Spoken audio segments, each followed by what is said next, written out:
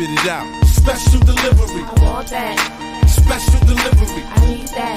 Special delivery. Can I have that? Special delivery. Special delivery. I want that. Special delivery. I need that. Special delivery. Can I have that? Special delivery. Good evening, good evening, good evening. Welcome to another week, episode 6 of the Special Delivery. We missed y'all last week. A lot of stuff was going on last week, so we're glad to be back here, live, on air, on City Voters Live. First of all, let me thank my super producer, our super producer, Desmond Stinney. So we're glad to be back this week, and we got an exciting show for you. We try to keep it all politics here. And so anything or anybody that you may want to see, any candidate that you may want to talk to, we're trying to get them here, especially before May 14th. We got a couple more weeks. So we got a couple more shows before it gets real. A couple more shows before it gets real. So today we're going to have 2 candidates running for city council from District 7. We're going to have Miss Sonia Eaddy. A lot of people know Miss Eaddy from the Poppleton neighborhood, from District 9. District 9. She's 9. Yep, from District 9, Miss Sonia Eaddy. And then we're going to have from District 7, we're going to have Miss Tori Rose. So want everybody to tune in, tell a friend, share the page, tell them come to Baltimore City Voters, and they can see the show live every week, each and every Tuesday at 7 p.m. here on Baltimore City Voters. And I say Baltimore, stress that. We're going to put that in quotes because we're hoping to franchise someday. But so Baltimore City Voters, we want you all to be informed, to know who you're going to vote for, to know exactly what the candidates are about and how we can engage with them, and then hopefully get them to engage with you. And we like to thank all of our almost 13,000 followers on the City Voters page, and the 40 to 50,000 people that visit the page every month. So we're excited about that. Let's get started. We're going to start the show for those that are not familiar with District 9. We start with District 9 candidate, Miss Sonia Eaddy. So let's bring Miss Eaddy up. Hi. Good evening. How are you? I'm well. I'm in a little better spirits right now. Absolutely. That's a great thing. And I'm prayerful that it's campaign related. Yes, it is.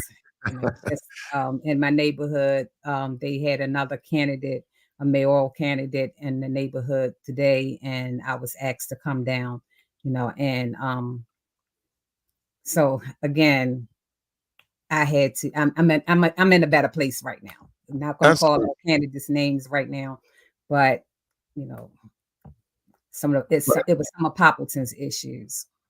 Well, let's talk to our voters now. This is for our viewers, our listeners, those that are watching, for the little bit of people I have on my page, the 5,000 people, but we have about 40 to 50,000 people that this broadcast goes to that will see this on a monthly basis. Okay. So what we want to do, and what I'd like to do, start off, is tell us a little bit about who Sonia Eaddy is. Well, first of all, I would like to say that I am a native of Baltimore City, born and raised up in the 9th District. On my mom's side, 4th generation, on my dad's side, 3rd generation to the 9th District. So I am rooted and grounded in this district here. Mm-hmm. I'm a wife of 35 plus years. I'm a mother of 13 grandchildren and 4 great grands. I'm a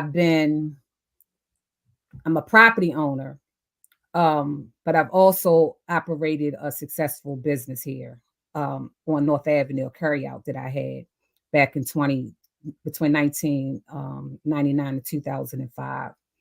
I'm seated on many seats. I'm the president of my community association. I am the president of the Southwest Partnerships Board, which is 7 neighborhoods that have come together to have one voice. So I'm the president there. Um, Also, I serve on many other boards throughout my neighborhood where there are community assets, that we are trying to bring improvements, but building collaborations where we don't have to have outside development, or bringing something in where we can invest in what's already here, in our neighborhood. I also I'm seated on the Family Connection, which is a group, a nonprofit that deals with the health and welfare of our young people, that Mm. they bridge the gaps of families, and especially trauma. I'm a ambassador for the 988 program, so I help to bring that here in Baltimore City. Um, HBAC on the Stern Committee there for Transform Pole, the Red Line, the Highway to Nowhere. I'm kind of all over the place, but I am the good thing about it, and what I was just looking at with the other candidates that's running for this district Mm. is that they both work, they have jobs, and so not to be able to have the time, being a community association leader, I've learned about the time that it takes in, to being able to put the work in, and so I've been volunteering and has been the president now for 5 years here in Poppleton, and the work and energy that it takes, to run an organization. You have to be available, you have to have the time. Also, to be able to spend that time, with the residents, Mhm. to hear and make sure that we are hearing their voices, that we are being able to be in the right room. So being able to be free to go down to the Department of Planning, or being able to be free to go down to City Hall, and stand on issues that matter and about the concerns of the people here. So Absolutely. having all of that background of work, um, I've also received awards, for my work. Um, the Crystal Eagle Award that I received for my battle on eminent domain when I was fighting to get my house back from Mm. condemnation, and also to preserve the houses, the historic houses of Sir Ann Street, which we was able to preserve. But Let me just ask you fighting that it. real quick. Let me So let me ask you, because I think a lot of people remember that issue. If they didn't know you before, that was an issue that you really stood up on. And so I want to just kind of highlight that.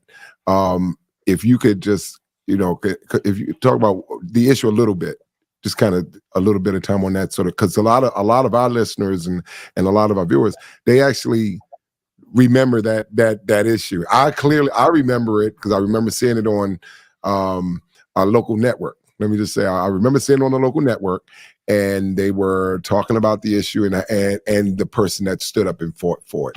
And that was in the Poppleton neighborhood, where there's been a lot of growth in that community. I remember living there in the early '80s. That's where I lived before I moved to Park Heights. okay, And so I lived right at Fayette and Poppleton, right there on the corner house, 885 West Fayette. And and to see the amount of development, um, and to have that type of community impact and input, um, is crucial. And I think that shows something in you, in where your leadership has grown within the district and within that neighborhood, because a lot of it is self-evident. You can see the work, and when you tell someone that you can see what I do, it's tangible. You can see it, when you do those things. So just wanted you to kind of expound on that, take a couple seconds, expound on that a little bit. okay. So just to go back from 2004, when the city decided to allow the University of Maryland, to come across the MLK into our community, the development, they came together. So it was an opportunity that we saw that you can have, this vacant land and be able to rebuild a community that would accommodate the University of Maryland, as well as let allow the city to profit um, through those who were, I guess they called it, the rental units, but that's not really what happened. When the city came across, there was no really a lot of vacant land, so there were some vacant houses, but a lot of the vacant houses were city owned and controlled. What was taken was over close to 150 private home owned houses, as well as businesses, small businesses, and landlords, private landlords housing. And so when they came in, with their eminent domain use, their power to be able to take our properties, and replace us with this development of the original agreement was to bring back townhomes, affordable townhomes for home ownership, as well as affordable townhomes for rentals. But then that plan changed in 2006, where they agreed to bring in, I don't know if you're familiar with the PUD, which is that planned use development, and that brings height, depth, and density. So it went from, this home ownership where the community association that was in place back then, thought, yeah, we get ready to have this progress, and it wind up backfiring. When they agreed to these urban renewal changes, then the city came in with this new plan that did away with home ownership opportunity. And so now the people that they were going to bring, if you're bringing it back and you are going to flood this neighborhood with high-rise apartment units, over 1,000 units, then really it was like 5,000. So when you're talking about flooding this neighborhood with that capacity of rental units, it reminded us of what was once here that you imploded, which was the Lexington Terrace high rises, which they had 5 buildings. So the only difference was that it wasn't going to be public housing this time around, but private housing with this development. And so then with the affordability was lost, because now you're talking about market rate housing. So the people who were that were displaced would not have the opportunity to really return because you couldn't afford it. And their payoff, which was market value. If you was here, what the market value, anywhere from 5,000, I would say on the high end to 75,000. Where were you going to go with that money, but to another dilapidated neighborhood that they would call, or blighted neighborhood, is which they use, their power, to be able to take in what they call redevelopment. And so those were some mixed messages. And again, on our ignorance and not understanding eminent domain, this is what happened, to us. So it was beginning to fight back then, because I didn't want to leave. Like I said, I was grew up in this neighborhood, and the love of my neighborhood, is something. And then I doing the research of eminent domain, and that there is a process of how they move you out, learning what that benefit package was. And I'm looking at where are we going to go? Right. And so for those who wanted to stay, it was to put up a fight. And we had a lot of seniors, and it was just to put up the fight that we want to stay here. Well, and I've been fighting since. So let's talk about your candidacy, right? Tell us why, and along with your fight over the years, why do you want to be on the city council? One of the things, again, learning that that's where the difference happens. Going down to the planning hearings, but it moves from planning, to City Hall. And so in a lot of the bills, the policies happen at City Hall. So our council people are the ones who review all of this stuff and make their decision. And the decisions that I've been hearing in those rooms, because I wasn't just going down any longer, just for eminent domain. Just looking, because I built relationships throughout Baltimore City, on a lot of the development and the things that was happening in other neighborhoods like mine, is where we started with the solidarity, standing with other neighborhoods. Mhm. And so to learn about other issues that was concerning other neighbors, I'm showing up down the plant and down the city hall. And so seeing how, they pass, bills and agree to things that is more harmful us than good, where there's no communication. It's like, who did you talk to, that supports this? The community is not supporting this. So why are y'all supporting this? So not understanding, where is it that their decision making, that decision process is coming from. You have to be connected. So your council people, and that was another thing, showing up at these different hearings, people were asking me, well, where's your your city council person? Who is your city council person? Where are they? And so recognizing, oh, you're supposed to be here. You're supposed to know all of this. You're supposed to be guiding the community, and just realizing that our council person was absent. And then again, collaborating with other neighborhoods in my district and other districts, learning that they were having the same issues, that their candidate is not present, and then to hear how your council person voted was another problem. We didn't invite you out. You didn't heard our concerns. You know what we want, but yet you go in and put forth a bill. Now we done got the mayor to agree with. I'm sorry, but we're talking about Councilman John Bullock. Yes. Of the 9th District. So I want to be clear so our our listeners could follow. Okay, so talking about John Bullock, where we thought that we had started a relationship. It was a long fight, but we thought we had established a relationship until January. We received a notice from the city planner, talking about them wanting to rezone the neighborhood. And that rezoning from a R8 to a R9, which will allow for more height and density again. Right. So if we are fighting and you hear us saying we are done with the density, the mayor agreed in 2022 to bring the home ownership component. Why are you putting forth a bill that opposes the community? And so that was the last straw for me, because again, who are you working with? Who,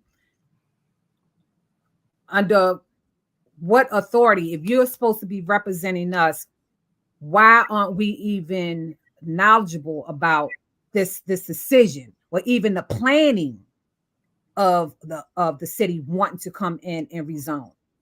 This is a conversation that you should have been having with us before you proposed the bill. So again, giving John Bullock an opportunity, and hearing from other neighborhoods, like he was a no-show. He had been a no-show for here his first 4 years, and then into his first 6 years. We had to force him into the neighborhood in order to get a response out of him. So again, we can't do another 4 years. We cannot endure another 4 years. One of the things that I in just doing a little bit of homework on the 9th District is that the 9th District also has some of the highest concentration of vacant houses. Yes. And it's been that way probably for decades. It has. It's probably been that way probably as long as I can remember, where we saw rows of and blocks of vacant houses. Some between the 9th and the 7th District, where they kind of meet down in that Fulton Avenue area, down around there.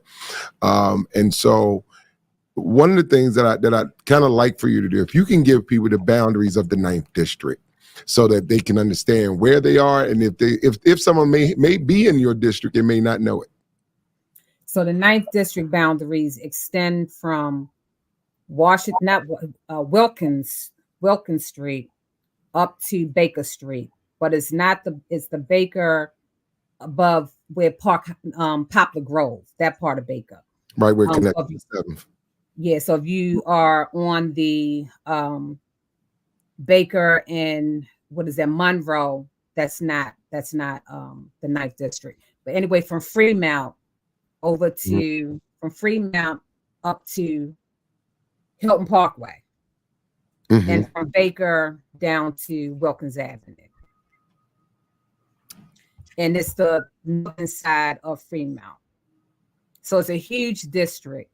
Mm-hmm. And as you stated, it's a huge population of vacancy, that especially going out here, door knocking, you getting into the neighborhood, Right. it's you really see it, and you also hear it's like a lost place. Like these people are here and nobody really knows. It's like in a cut somewhere, and these people really feel like they have been neglected. Nobody cares, and but to survive, they first of all, they can't move anywhere else.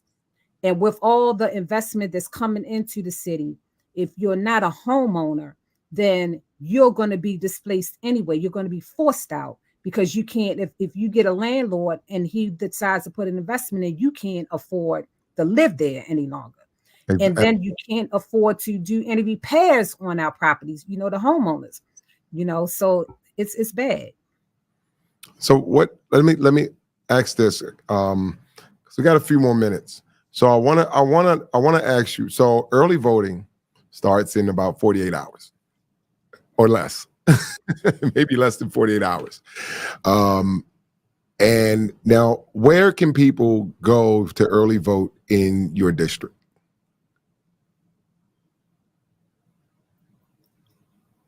Right now, I can't even Maybe answer that question. It may be Poppleton. So right now we have the three schools. We have Franklin Square, we have Stewart Hill, and we have this other school right behind me in Poppleton, Excel Academy. Okay. So one of the things that people always, that I really like to get into the what they call it, the nooks and crannies, the nooks and crannies of campaigning. Campaigning is, and being someone that has campaigned, even in that part of the city, it's tough. It is tough, and the thing is, what makes it easy, and this is what I found in people that I've talked to, even about your campaign, was that they found that you were easy, you were relative, you were transparent, and a lot of people were very supportive of that because they had not had the opportunity to either engage with, and I won't say none, but they haven't had the opportunity to engage with, their elected officials. And sometimes it's a forgotten part of the city sometimes. And so I appreciate the yeoman's work you've done over the years.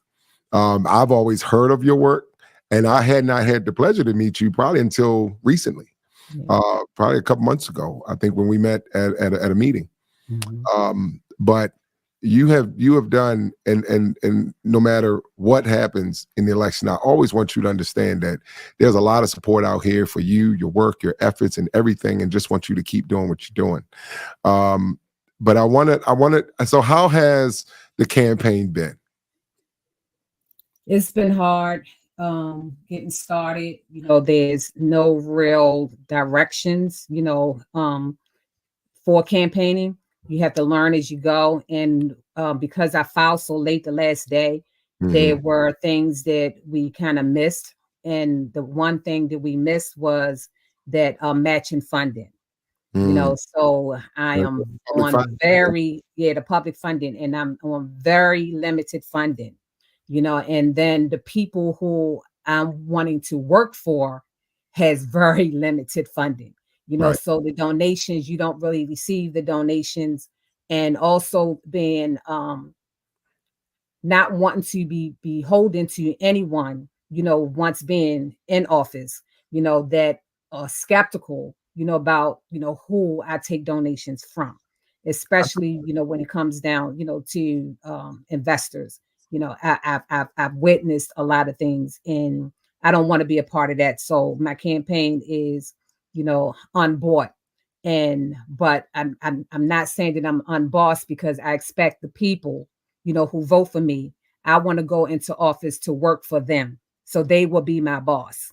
I want to be able to show up the work, but I need them to make sure that I'm showing up by inviting me to their neighborhoods, let me in.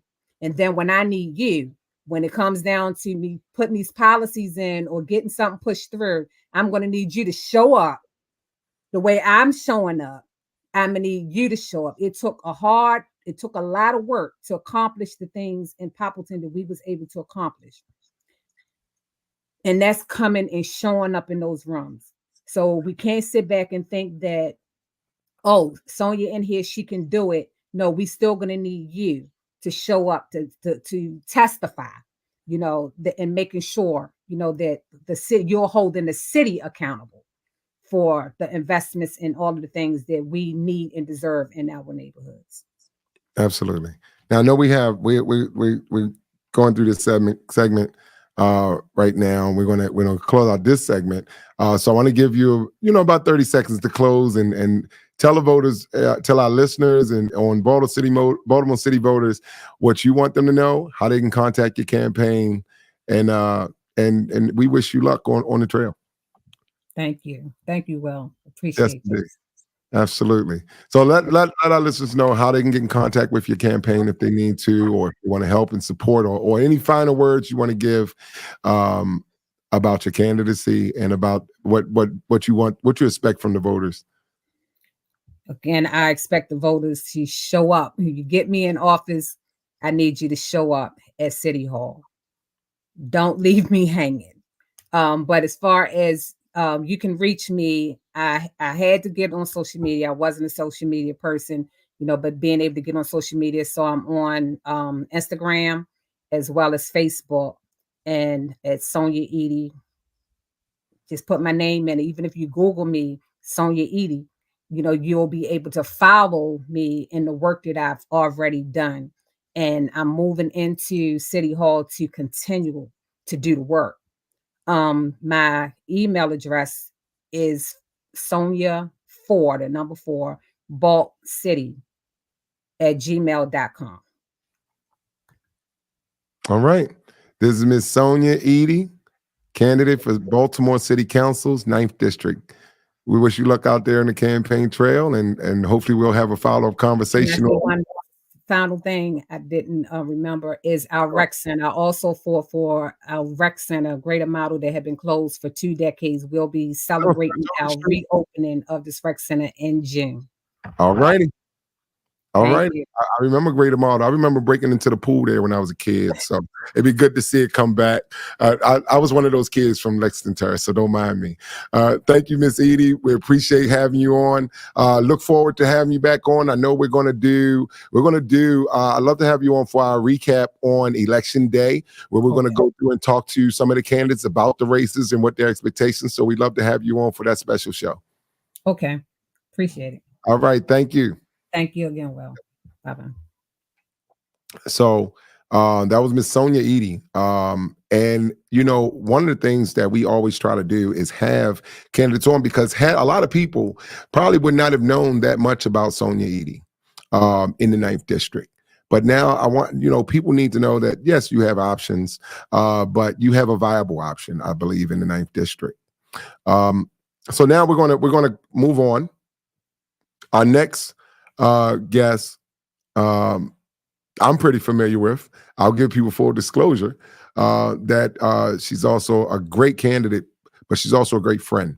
And so I want to bring on Miss Tori Rose, who's running for City Council in Baltimore's 7th District. Welcome. Hey there.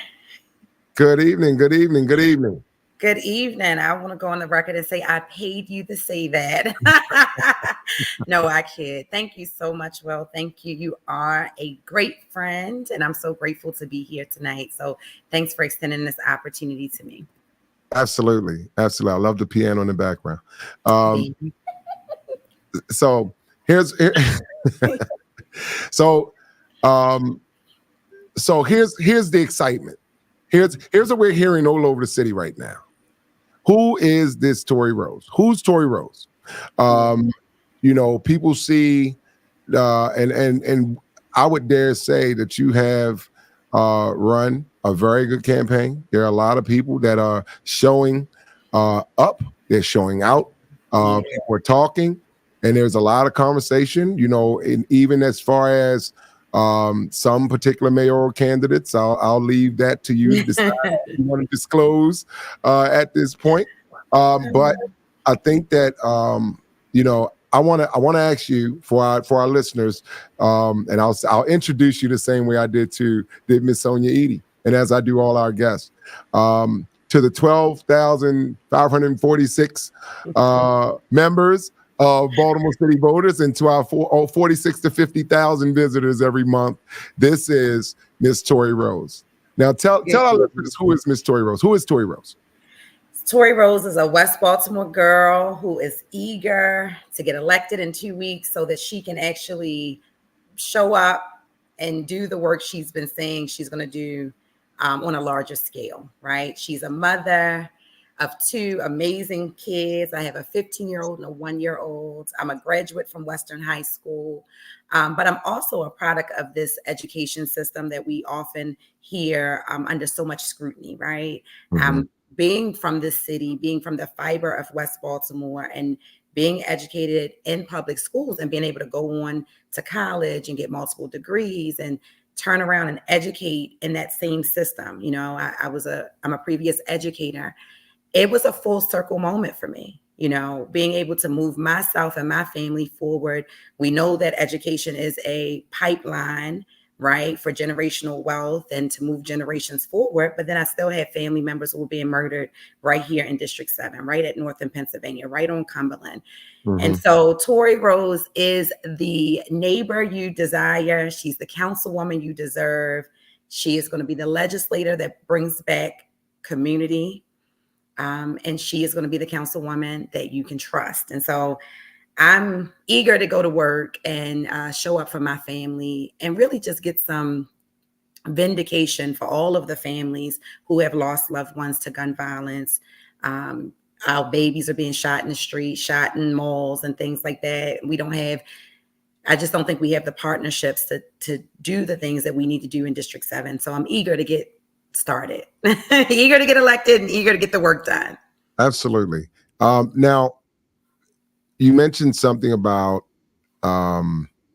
children getting shot in malls, and we, there was a recent incident, as many people around the city knows. There, a 7-year-old was shot at Mondawmin Mall, and there were fights breaking out at Mondawmin Mall, and the city on another network got to see you actually in action. You actually were there and broke up a fight. And probably, and I would dare say, only because we know that there was a young lady who you may have saved and impact her life. And I want you to tell that story a little bit. But before you do, I got a clip we want to play about what you said you wanted to do about crime in the 7th District. So we're going to play this clip really quick. It's about a minute long. We'll come back on the other side. The 5 things that you would target during your time in office.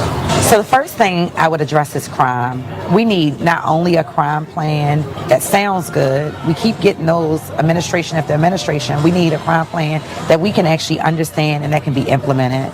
We just had a 7-year-old shot right here in Mondawmin Mall. And it doesn't make sense to me because at so many years of promises, we've seen nothing put in place to better protect the community and our children. And so my vision is to partner with the state's attorney's office, with the community organizations, to bring back Community Watch. We're also asking for police reform. I spoke out very candidly about the need to have substations in Mondawmin because I cannot understand how someone can shoot a child in my community and walk out the front door and get away with it as if nothing has happened. And so I understand that there are root causes to crime, but having an enforceable action plan on crime will be the first thing I address. So in that clip, you talk about a lot of things, potential partnerships and working with people. What do you feel is the most pressing issue as it relates to crime in the 7th district? So, 7th district, 9th district, 8th district, we're seeing it across the city. But I think, and if you may have heard this even last night, the numbers are being fudged. So a part of the most pressing issue is that transparency is not a leading theme with the leaders that we currently have. And I think the FBI got a hold to some numbers, and it was across different news mediums last night. And we know that, right? If you live in this community and you're hearing this person's car was stolen, this person's house was broken into, this person was robbed, you know that the crimes are not being reported. We know because even on the campaign trail, we bumped into Wendy, who is running for mayor, but the work that she does, she sees all of these young people who are being shot each month. Those numbers are not being reported. And so to answer your question, the first thing is addressing the need for truth in my district, truth in my community. We're covering crime and politicizing it with bad stats. And when we do that, people die. When we do that, families are lost. Husbands and brothers and dads are sent to jail wrongfully because we're not allowing the system to work the way it's supposed to work for us. We have a new state's attorney. Whomever was here before, we're appreciative of the work that was done, but a new day is dawned. We need to stop lying to community, be transparent, air it out so we can actually resolve what's happening. We want to always address the root issues of mental health and substance abuse and no job. We say these things, but we don't see formable policies actually being put in place. And nothing is going to happen if the powers that be continue to lie and pretend that things are getting better when they're not. And so when we saw those numbers come out last night, I was mortified because we know it. We're in the community. We know that it's not being adequately reported, but to hear the volume of crimes that are not being reported, that's the first thing, right? So transparency, getting real stats, live stats from the district, from the police department, working with the state's attorney's office, making sure that we have emboldened the community. We want to keep people safe, but there's so much money for, we have West North Avenue who just received money for our safeties grant. We have partners who are right here trying to implement things, but we're not always able to talk across the aisle. And so I love that. I see somebody saying, if you pretend it didn't happen, how can anyone know about the trauma it's causing? Not only that, how can we truthfully address the trauma? We're walking around seeing children traumatized, right? What happened at Mondawmin was a result of trauma. But then we're questioning, why are they so angry? And why is there so many new addicts every month? Because we're lying about what's happening in our community. And we are saying, the community leaders that are standing with me, enough is enough. Absolutely. And, you mentioned the community leaders. And before I go to where you support, because you can't ride anywhere in the 7th district without seeing a Tori Rose sign anywhere.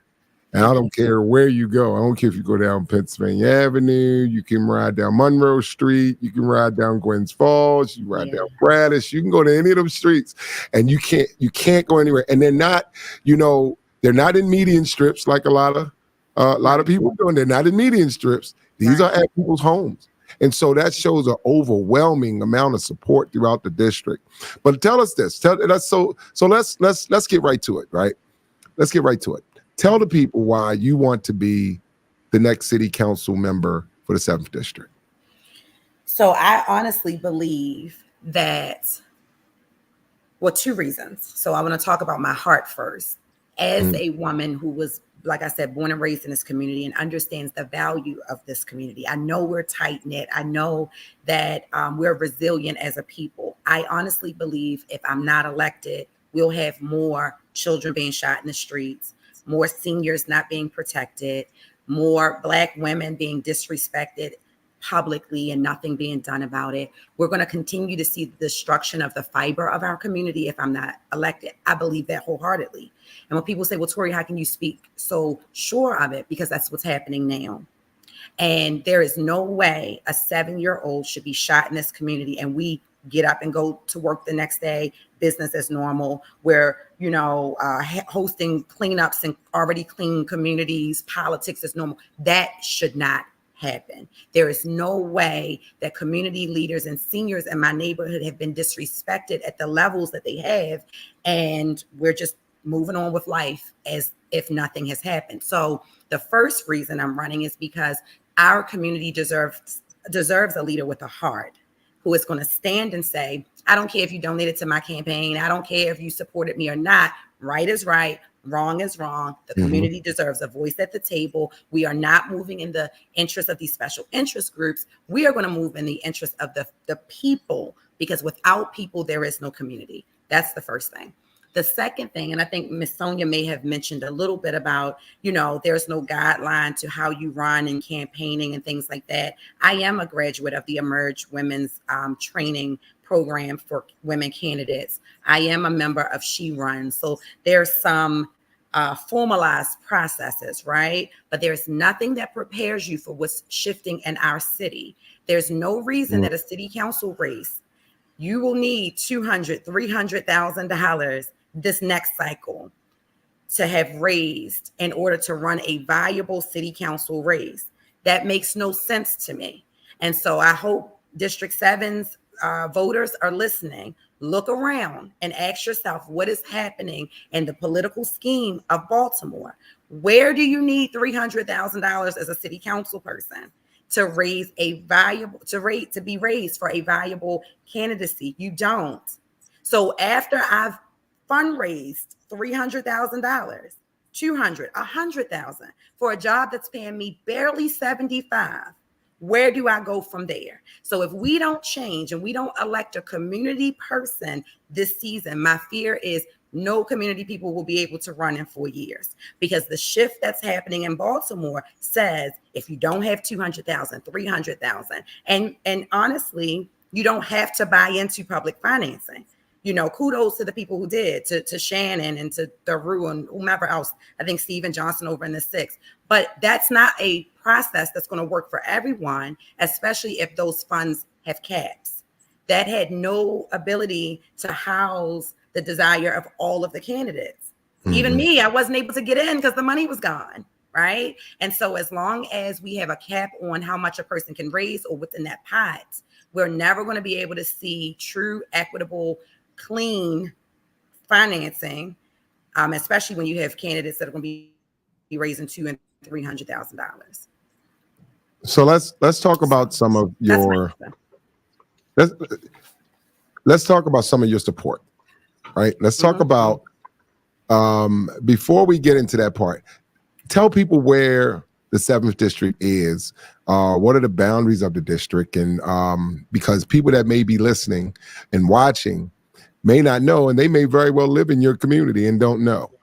Yes, so a lot good. of I love to talk about my neighborhood. Okay, so let me tell you guys, I get so excited. Let me tell you how beautiful this neighborhood is that I represent, right? That I'm hoping to represent. We start at the corner of North and Hilton, where there's the beautiful John Wesley Church, and we go all the way down North Avenue through some of the most historic neighborhoods in Baltimore, and we go just below 83 and North.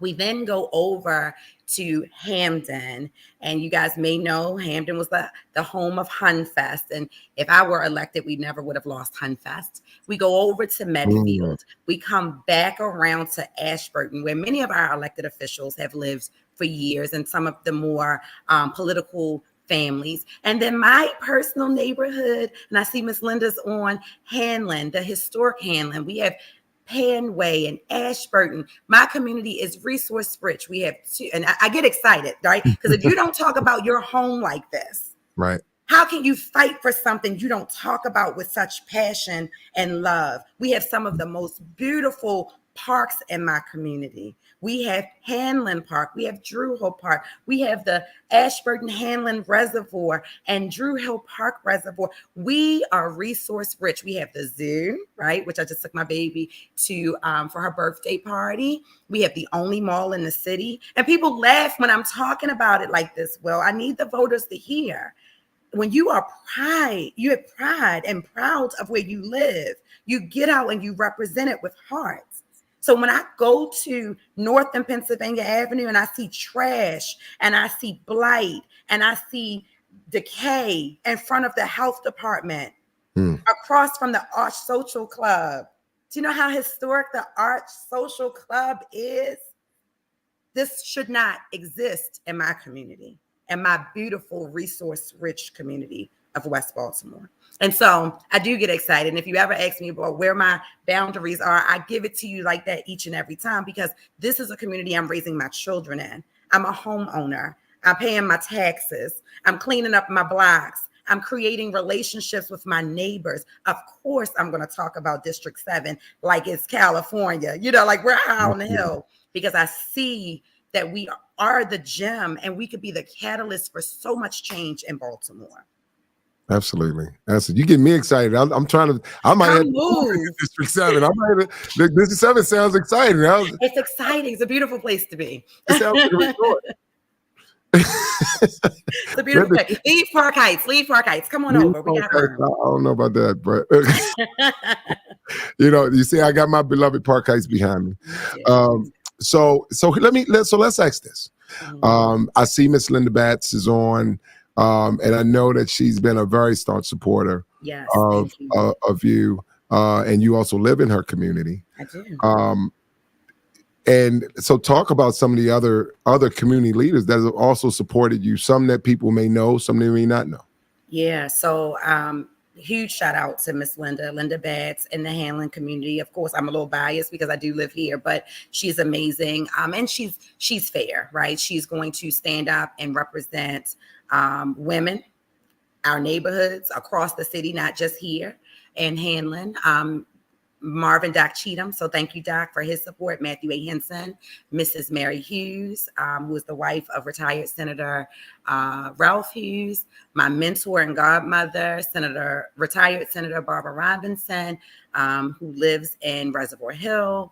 Oh my gosh, it's so many people. We've gotten so much support from so many communities that it's almost unbelievable. And we get phone calls, and you know this, right? Because you sit very close to the campaign, but we get phone calls all the time like, hey, I see what Tori's doing. How can we help? We get phone calls from pastors, from youth leaders, people who are frustrated at the promises that have been made during this current administration, but they're not seeing anything come to fruition. We have the most division in our community than we've ever had before. And some of those issues are around bike lanes. Nobody's anti-bike. We're anti being left out of the conversation. My children, I have kids. Most of us, have children or grandchildren. We're not anti-bikes. We're anti-pedestrians being hit and killed right here at Gwynns Falls and Hilton, at Hilton and Piedmont, accidents every day. Like we're anti things that break down the foundation of our communities, especially when the reason for these things being implemented in our community is because someone got funded from a special interest group. So anyway, shout out to the people who have been supportive. It is late. I'm on my third energy drink, so if I forgot you, forgive me. There are a couple of other people I want to point out for sure. Sean Sims has been very, very supportive. I met Giovanni Patterson in person, and he's been definitely supportive. But let me talk about the 80-year-old women in my community who, while we're out knocking doors, say, I got a city council person I didn't even know. Right? Who then start to tell me a little bit about their lives and the investment that they've made in this community. They are generations deep, who don't feel safe and comfortable coming outside their homes, who rush home to be in the house by 6 or 7 o'clock because this community that they helped create no longer is a safe place for them. Those are the supporters that really also mean a lot to me, because those are the women that are turning down their plates and praying for me and voting for me and calling up their girlfriends and saying, hey, vote for her because we deserve better than what we currently have. So thank you to everyone who's being so supportive. Now we still got a few minutes. Okay. We got a couple minutes. I don't want to take too much of the time because I know you're busy on the campaign trail and doing stuff and admin work and all of that kind of stuff. You know, and running campaigns is tough. It is. How has, you know, and let our voters know. I mean, our listeners know. Mhm. How has the journey been? Oh my goodness. And so I did have a baby, right? So most people know I have a 1-year-old. So, and I was working on some federal initiatives that had taken me to a different state. When I transitioned and moved back here last year, I had no intention of running again. You know, I ran 4 years ago. I got to see the ugly side of politics. You know, they often say the best candidate doesn't win. You know, there is a machine in Baltimore City, especially West Baltimore, that feels that they have the right to tell the people who's going to represent them. And so I came in second last time. You know, I really just was looking to further support my community in nonprofit work. And so I sit in on a number of boards. I'm helping behind the scenes with tenant protection policies and working in housing and working with human resources and jobs and all of those things, right? And so when the community called for months and said, Tori, we want you to run, I was like, how do I do this? The first thing I did was pray, right? Because I believe in God and I believe we need more Jesus in City Hall. I went to my pastor, I went to my church, and I believed that in order for my community to have the shifts that we deserve, I needed to run. And so much like Miss Sonia, I was down there on February 9th at 8:30 p.m., put my name in the hat. The most important thing is just to be genuine on the trail. If you are who you say you are, people will pick that up. Of course, we want to know all about all of the issues, but no one person is going to know everything about everything. Because I have an extensive management background, I started putting the right advisors around me. You know, I realized that ambassadors are going to be my saving grace as the councilwoman, because I can't be everywhere, you know, all the time, but I can build a system that works for our community. And so that was a part of the work that I immediately went to, like, how do I build this out? How do I get the right stakeholders? You know, how do I make sure I have both public and private partnerships?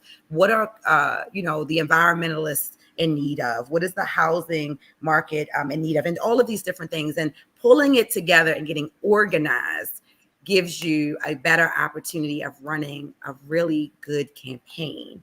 It also helps you go on tour. So as you know, I've gone in all these different churches.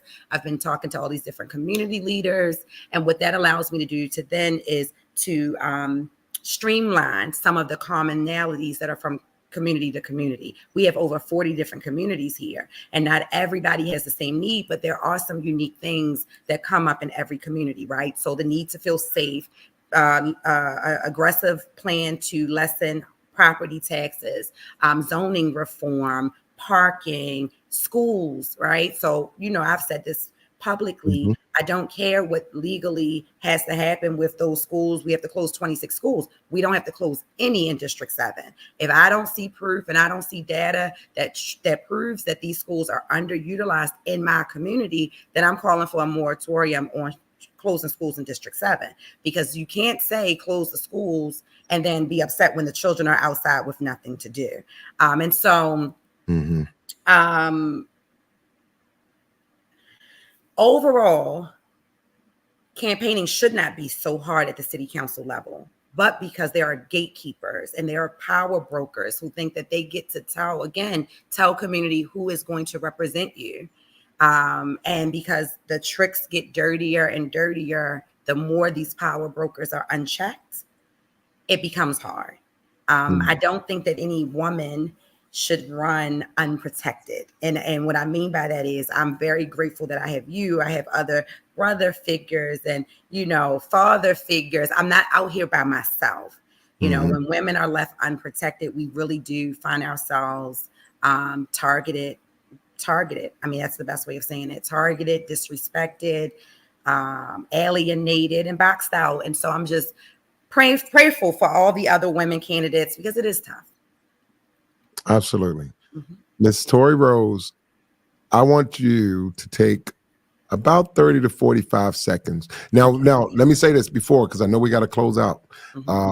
We started a few minutes late, so we got a little bit of grace. Hopefully Desmond gives us a little bit of grace. But early voting starts Thursday, Yes. and May 2nd. And a lot of people have already done their mail-in ballots. Yes. The mail-in ballots are out. What is your message?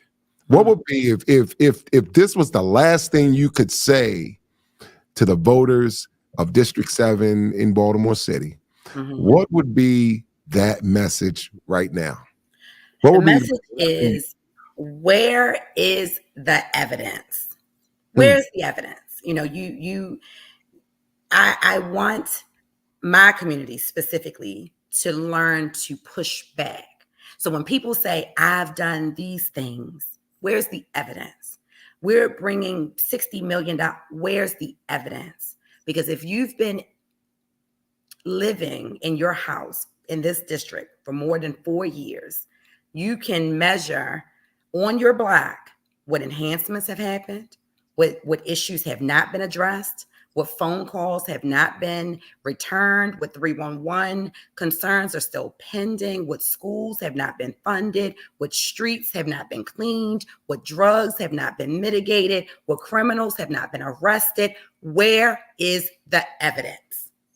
What we do have is evidence of dissension, community leaders not being invited to the table, no new supermarkets, no new rec centers.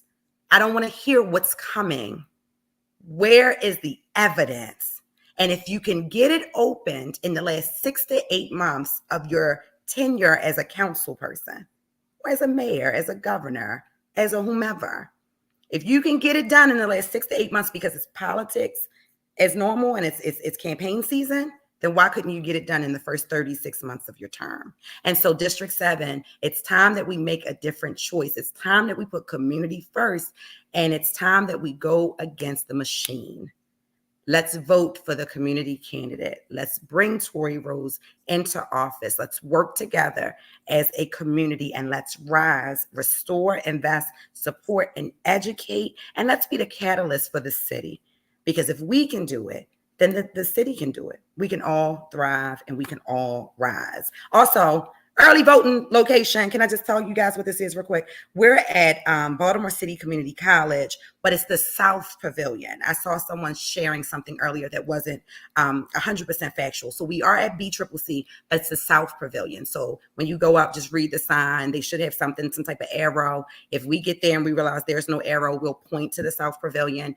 So you guys can make sure if you're voting in District 7 and you're coming to BCCC, that is where. If you're over closer to Westside Skills Center, you want to go to the building rear entrance on Athol Avenue and vote on that side, Poppleton and different places. But those two specifically, I wanted to make sure because the entrances have shifted. Absolutely. To our listeners, to our 12,546 members, to our over 45 to 50,000 visitors every month to Baltimore City voters, this has been Miss Tori Rose, future councilwoman in District 7. Thank you. Thank you. Please find me on social media, elect_Tori_Rose, Friends of Tori Rose on Facebook. Also, www.votetoryrose.com. And you can email me at rose4bmore@gmail.com. Thank you so much, Will. Thank you to everyone. I appreciate you guys and have an amazing night. Be safe. Absolutely. Well,